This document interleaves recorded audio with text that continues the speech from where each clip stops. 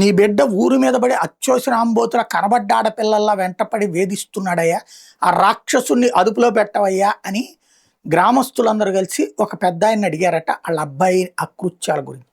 ఆ పెద్ద ఆయన ఓసోస్ అవన్నీ ఎట్టా కుదురుతుందయ్యా, మీరు ఆడపిల్లల్ని గండం మానేయండి అన్నాడట. ఇప్పుడు స్పెయిన్ పరిస్థితి అట్లా ఉంది.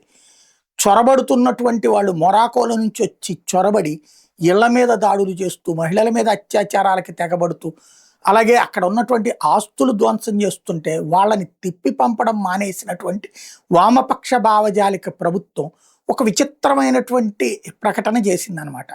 ఇప్పుడు నిర్మాణం ప్రారంభిస్తట భవిష్యత్తులో జరగకుండా చూసుకోవడానికి మొరాకో నుంచి స్పెయిన్కి చెందిన సియూటా భూభాగంలోకి అక్రమ వలసలు భారీగా పెరగడమైనటువంటి నేపథ్యంలో వీళ్ళు తీసుకున్న నిర్ణయం ఏంటంటే ఫ్లోటింగ్ సీ బ్యారియర్, తేలియాడే సముద్ర అవరోధాన్ని కల్పిస్తారట. దాని ద్వారా ఆపుతారట. ఏం దాని మీద నుంచి ఎక్కి ఎగిరి దూకలేరా ఏంటి, ఫెన్సింగ్ లేదు ఎక్కి దూకుతున్నప్పుడు.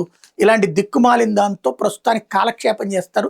అక్కడోళ్ళు ఎవరైతే చొరబడి వచ్చిన వాళ్ళు అరాచకాలని ఆపని దరిద్రం ఆ దేశానికి పట్టిన అతిపెద్దదైనటువంటి నీచ ప్రభుత్వపు కారణంగా సాగుతోంది.